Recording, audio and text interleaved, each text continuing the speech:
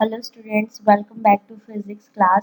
Students, आज मैं यहाँ पे जो फाइनल ईयर का हमारा न्यूक्लियर फिजिक्स है उसके जो इम्पोर्टेंट क्वेश्चन हमारे बनते हैं सिलेबस के अंदर से वो मैं आज यहाँ पे डिस्कस कर रही हूँ। ठीक है, वैसे तो मैं इसको बता भी सकती थी आपको टेक्स्ट में करके भी, लेकिन व्हाट्सएप पे, लेकिन क्या है कि वहाँ पे आपको समझ नहीं आएगा कि कौन से मैं कह रही हूँ कि ज़्यादा इम्पोर्टेंट है और कौन से नहीं। और मान लो एक आधे क्वेश्चन ऐसे हैं जो आपके छूट भी जाएंगे। ठीक है, तो यहाँ पे मैं सारे क्वेश्चंस के बारे में बता रही हूँ, सारे टॉपिक्स के बारे में बता रही हूँ।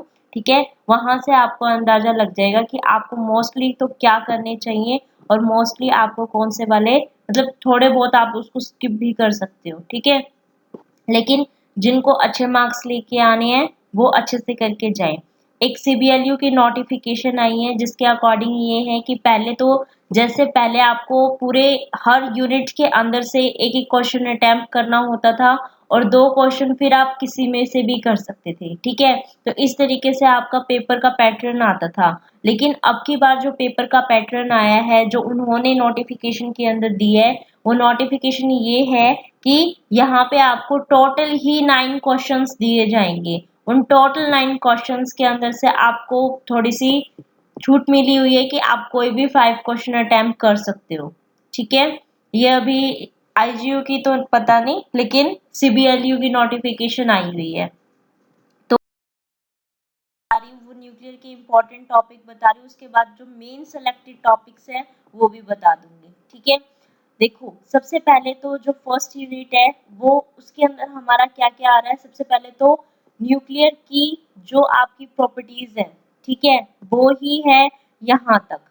ठीक है, न्यूक्लियर मास से लेके आपके क्वाड्रुपल मोमेंट तक ये सारी की सारी क्या लेके चल रही है, उसकी प्रॉपर्टीज आ रही है, बाइंडिंग एनर्जी वगैरह आ रही है। ठीक है, फिर उसके बाद इसके अंदर आता है बेन ब्रिज और Ben bridge and Jordan mass spectrograph. ठीक है, उसके बाद determination of charge by mostly law. ठीक है, determination of size of nuclear by the Rutherford scattering. ठीक है, इसके अंदर जहां तक देखा गया है वहां तक ये जो प्रॉपर्टीज हैं वो जरूर पूछी जाती है, चाहे वो आपकी एक एक करके 5 कितनी भी करके पूछ सकता है या फिर सीधी दे देता है। ठीक है, और कई बार इसका बाइंडिंग एनर्जी के ऊपर क्वेश्चन आता है। इसके अंदर से जो बेन ब्रिज का मास डिटर्मिनेशन है आप वो करके जा सकते हो। ठीक है, अच्छे से। और वैसा ही आपका फिर ये बेन ब्रिज जॉर्डन मास वाला है, तो आप इनमें से एक करके जा सकते हो।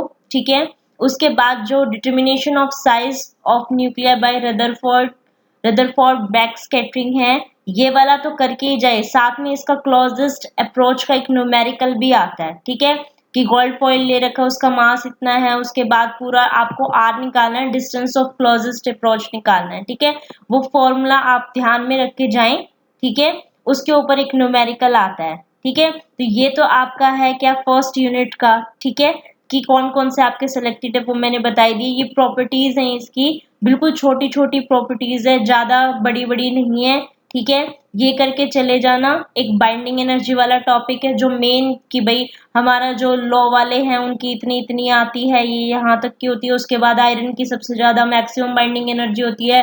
फिर जैसे जैसे हायर उसकी तरफ जाते जाते हैं तो वो हमारी कम होती जाती है बाइंडिंग एनर्जी। ठीक है, और इनिशियल वालों की भी कम होती है, तो इनिशियल वाले बाइंड अप हो जाते हैं ताकि मैक्सिमम हमारी एनर्जी दिखा सके। और जिसकी जो लार्जेस्ट जिसका साइज था वो अपने स्प्लिट होना स्टार्ट हो जाता है। ठीक है, ताकि वो दोबारा से किसकी तरफ आ सके, वहां पे हमारा मेन ज्यादा वाली की तरफ, बाइंडिंग एनर्जी की तरफ आ सके। ठीक है, तो इस तरीके से हमारे पास ये होता है इसके अंदर। तो वही एक ग्राफ के बारे में ही पूछता है ये। ठीक है, तो यहाँ से तो आपके ये टॉपिक बनते हैं। ठीक है, उसके बाद आता है सेकंड यूनिट। सेकंड यूनिट के अंदर जो आपका गामा रे है, ठीक है, इनकी एनर्जेटिक्स आप देख लो, अगर कर सको तो एनर्जेटिक्स एक बार देख लेना, बिल्कुल इजी है। ठीक है, और इसके अंदर गामा के अंदर तीनों की ही एनर्जेटिक्स, ठीक है, अल्फा डीके की, बीटा डीके की और गामा डीके की, तीनों की एनर्जेटिक्स एक बार देख लें। और गामा के अंदर जो टॉपिक आता है मोस्ट इंपॉर्टेंट, वो हमारा photo electric effect, Compton and pair production effect है। ठीक है, ध्यान रहे, कई बच्चे क्या करते हैं, फोटो इलेक्ट्रिक इफेक्ट की डेफिनेशन बता देते हैं, पेयर प्रोडक्शन इफेक्ट की डेफिनेशन बता देते हैं, और कॉम्पटन इफेक्ट क्योंकि उनकी 5th सेमेस्टर में था वो पूरा का पूरा करके आ जाते हैं। ठीक है। तो इतना करने की जरूरत नहीं है, सिर्फ जहां तक उसका फॉर्मूला डिराइव होके आया था बस वहीं तक ही इसका करने की जरूरत है। ठीक है, थोड़ा थोड़ा बताना है क्वेश्चन के मार्क्स के अकॉर्डिंग। ठीक है, अगर एक एक पूरा कंप्लीट आ रहा है तो आप बता दोगे, लेकिन ये मोस्टली जो क्वेश्चन पूछा जाता है वो तीनों के साथ का पूछा जाता है। Photo electric effect, Compton effect और पेयर प्रोडक्शन इफेक्ट, ये तीनों एक ही क्वेश्चन में पूछे जाते हैं। ठीक है, तो 5 या कितने भी आपके जैसे 9 मार्क्स का क्वेश्चन आता है तो 9 मार्क्स के अकॉर्डिंग ही ये 2 3 इस तरीके से करके स्प्लिट होके ये 9 मार्क्स का टोटल पूरा बनता है। ठीक है, तो उसी के अकॉर्डिंग आप इसको लर्न करें। ठीक है, तो इसके अंदर से तो ये इंपॉर्टेंट बन रहे थे। यहां से आपको क्या करना है, range and struggling of alpha particles most important है, और यहां से energy loss of heavy charge particle यानी कि अल्फा पार्टिकल का एनर्जी लॉस और बीटा पार्टिकल का एनर्जी लॉस। ठीक है, ये करके जाना है। तो यहां से आपके 3-4 क्वेश्चन तो यही हो गए। ठीक है, एक तो एनर्जी लॉस हो गए इन दोनों का, एनर्जेटिक्स हो गए इन तीनों के। ठीक है, range and struggling of alpha particle. ठीक है, और यहां से आपका ये वाला गामा रे की ये वाली इंटरेक्शन कैसे किस तरीके से, और photo electric effect, Compton effect और पेयर प्रोडक्शन इफेक्ट। ठीक है, तो इन तरीके से आप इसको करोगे, और एक आधे ये अटेन्युएशन वगैरह के ऊपर इनके फॉर्मूले वगैरह एक डेफिनेशंस जरूर देख के जाए। ठीक है, ये डेफिनेशन भी पूछ लेता है, कई बार 3 मार्क्स में भी पूछ सकता है इसको। ठीक है, तो यहां से तो बस यही क्वेश्चन बन रहे हैं जो बिल्कुल ही उसमें करना चाहते हैं। तो भाई जरूरी है आपका कि गामा वाले ये 3 टॉपिक करके जाना, रेंज एंड स्ट्रैगलिंग करके जाना, गीगर न्यूटन लॉ करके जाना। ठीक है, और यहां से आपका बीटा डिकी की एनर्जेटिक्स भी कर जाना।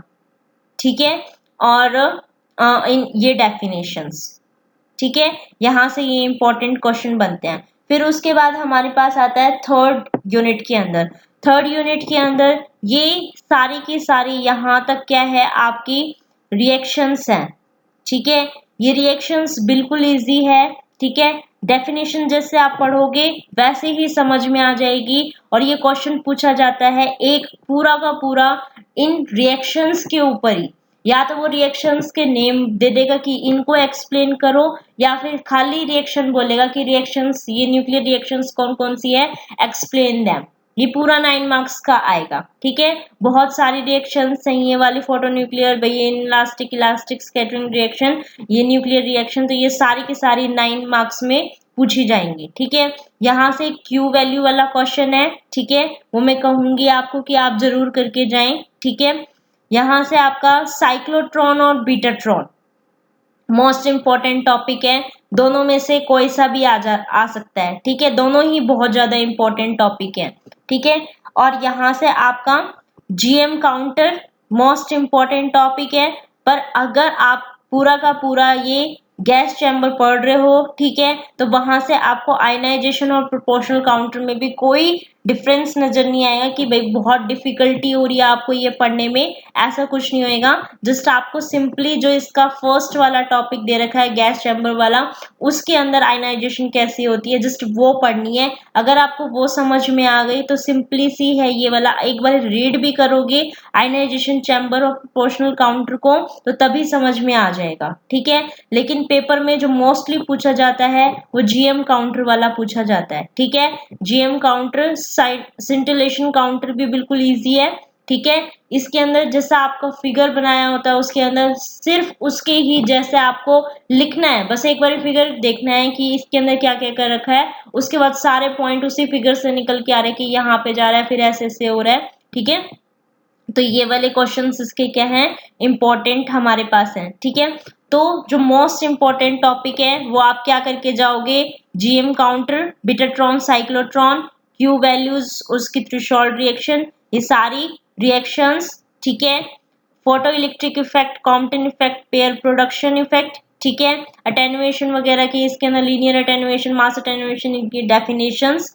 ठीक है, यहां से आपको करके जाना है इसकी बीटा का लॉस वगैरह निकालो या एनर्जेटिक्स करके चले जाना। यहां से इसकी energetic range and struggling of alpha particle, Geiger Newton law. ठीक है, यहां से आपका बनता है ये सारी प्रॉपर्टीज। ठीक है, बेनब्रिज और बेनब्रिज एंड जॉर्डन मास। ठीक है। और इसका रदरफोर्ड बैकस्कैटरिंग आई डोंट कि भाई कि आपको बहुत दिक्कत आ रही होगी इसको समझने में, क्योंकि आप हर बार इसको पढ़ते आ रहे हो, ठीक है। तो हर बार ये पढ़ने के बाद बिल्कुल एज इट इज उसकी लैंग्वेज सारी की सारी वही है, तो आप उसको वैसे भी लिख सकते हो। और डिस्टेंस ऑफ क्लोजेस्ट अप्रोच वाला न्यूमेरिकल जरूर देख के जाना, वो बहुत ज्यादा इंपॉर्टेंट है, ठीक है। और यहाँ पे एक पैरिटी के ऊपर आता है क्वेश्चन, ठीक है। न्यूमेरिकल भी पूछ सकते हैं कि भाई कौन सी ऑड पैरिटी है, इवन पैरिटी का है, तो आपको पता होना चाहिए इसका फॉर्मूला होता है -1 की पावर एल, ठीक है। आपको जो भी चीज दे रखी है उसके अंदर आप एल देखोगे कि इवन है या ऑड है, ठीक है। अगर वो इवन दे रहा है तो इवन पैरिटी हो जाएगी पूरे क्वेश्चन की, और वो ऑड है तो ऑड पैरिटी हो जाएगी पूरे क्वेश्चन की, ठीक है। तो वो चीज आप जरूर देख के जाइए यहाँ से। तो ये आपका पूरा का पूरा कौन सा हो गया, आपका न्यूक्लियर के पूरा हो गया सिलेबस, ठीक है। यहाँ से ये जो जो इम्पोर्टेंट क्वेश्चन बन रहे थे वो मैंने आपको बता दिए हैं, ठीक है। For watching this video, thank you.